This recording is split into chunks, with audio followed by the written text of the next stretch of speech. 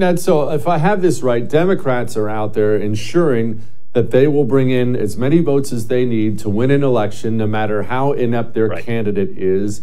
And the GOP is doing polling. I see a lot of talk about polling. I see rallies. Those are really important. Yep. I see town halls. I see all these things, but I don't see anything about get out the vote. I don't see anything about ballot harvesting. I don't see any. Do I have that right, Ned? So we're doing rallies while they're collecting votes. Do I have that right? Even more so, and I just wrote a piece in American Greatness entitled Conservative Inc. Fiddles While the Republic Burns, and juxtapose what the left is doing in Minnesota.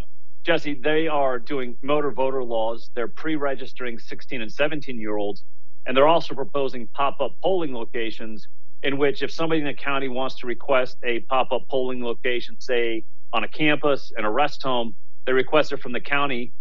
They can have a polling place there, and think of it as a drop box on steroids.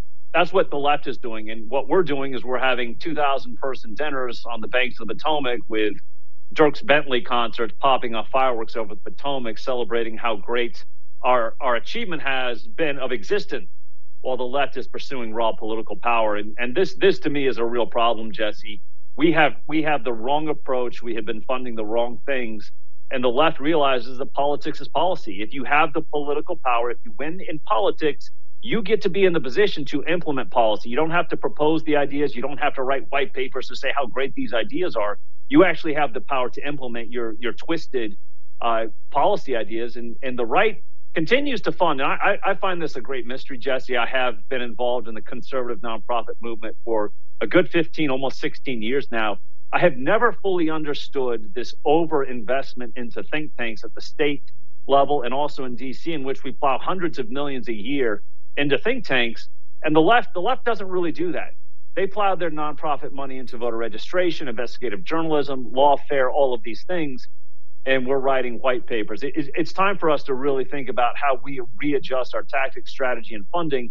Because, Jesse, if we don't focus on voter registration in key presidential battleground states, if we don't focus on fully funding absentee ballot chase programs, we're going to find ourselves in a very tenuous position post-2024 if we don't win the White House back. Okay, Ned, so I need you to maybe give me some hope. If not, just pop my balloon, buddy. I don't care. What are our chances in 2024 when it comes to these things? I got to be honest, man. Every time I see something new, I shrug my shoulders when I think about 2024. It sounds to me like we are facing a battle we're simply not prepared to fight.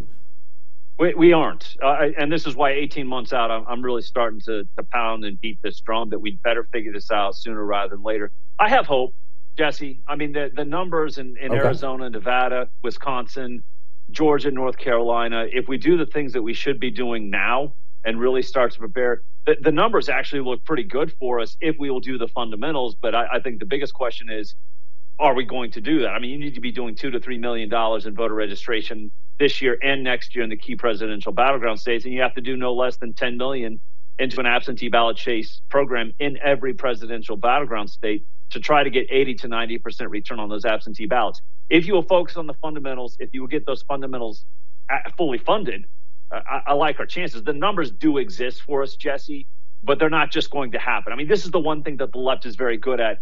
They realize if we have enough numbers out there with ballots and we collect more ballots than the other guy, shocking concept, we'll win. And we on the right are still stuck on, well, if we have really good ideas and we can persuade people, maybe we'll get them to vote for us. Forget that. Focus on getting as many ballots out there. Focus on getting more ballots in.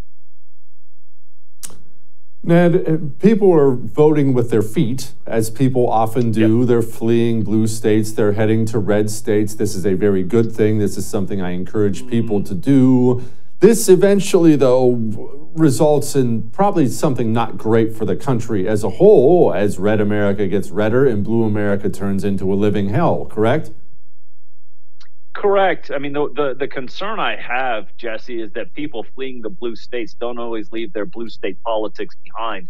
If they will do that and fully understand that they made terrible decisions in who they voted for in those blue states that have led to these policies that have destroyed their states and want to move to a red state to change their politics, to enjoy the prosperity of red state politics, I'm totally fine with that. But I want them to leave their blue state politics behind. But yeah, we are getting balkanized. I mean, there's no doubt about it, in which people realize There are definite policy differences. There's different quality of life. Rule of law is actually enforced and appreciated in these red states, economically prosperous. And blue states are turning into hellholes, especially in the urban areas. At some point, you would think it becomes unsustainable, in which you have such a clear dichotomy between the red and blue states. Where do we go from there? I have to tell you, when I first heard about this idea of national divorce, I kind of dismissed it. I'm not sure I'm really dismissing it now. Sadly, it's probably inevitable. All right, you know what? Let's talk about fortifying those red states and making them redder, because it's not important to just move. You must move and get active. What's American Majority all about, Ned? Well, we go out and we identify state and local people to run for state and local office, Jesse. It's school board, city council, county commission, state house, state senate, in which we want to equip the right men and right women. Again, politics is policy. How do you win politically? What are the right tools, tactics, strategies to win so you can be in the place to implement the right policy? And I think in some states, red states, it is time for us to really dig in on school boards and city councils to really get the right people in and not just leave those positions behind. Because I think we've even seen in some places, Loudoun County, where I'm at, and this is kind of a judgment on some of us living in Loudoun County, we kind of fell asleep a little bit in Loudoun County, in which we allowed really the left to come in and take over the school board, take over the county commission. And a lot of us have realized we've been asleep. We're going right back at it. And I'm pretty optimistic we're going to take a run at the school board this fall.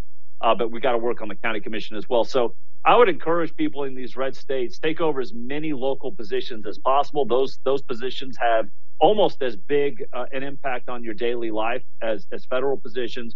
Go in and control them. And the best part, Jesse, if you really are serious about taking over a school board or a city council, with a small handful of people, it can be done. Amen. Ned, go get him, man. I appreciate it. Do you enjoy watching that? Would you like some more of me? Good. Go subscribe to my YouTube channel. You will enjoy it.